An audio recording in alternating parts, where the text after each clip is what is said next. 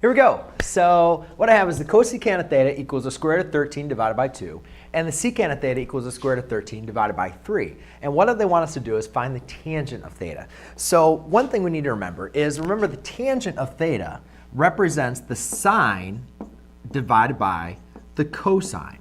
So what I can do then is, if I can figure out what the sine over the cosine is, then that's going to be equal to tangent, what I'm trying to figure out. So I am given the cosecant and secant, which are the reciprocals of your sine and cosine function. So therefore, the cosecant is the same thing as the reciprocal of sine. So therefore, it would be 2 divided by the square root of 13.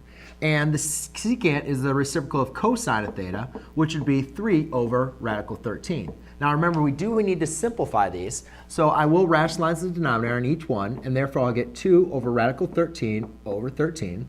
And here I'd get 3 radical 13 over 13. So therefore, by writing the sine, I'm going to have 2 radical 13 over 13 divided by 3 radical 13 divided by 13.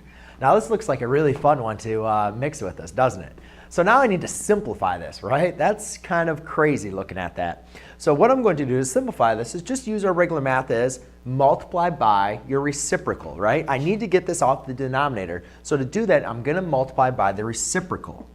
Because any number multiplied by its reciprocal is equal to 1. But remember, whatever you do in the denominator of a fraction, you have to make sure you multiply in the top.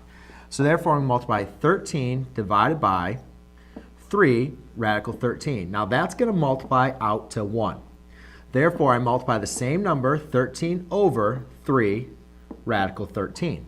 And here what we notice is my 13s are going to divide to 1, and my square root of 13s are going to divide to 1, leave me with a 2 divided by 3 divided by 1, which simply is just going to leave me left with tangent of theta equals 2/3. So there you go, ladies and gentlemen. That's how you evaluate for tangent when given the cosecant and secant. Thanks.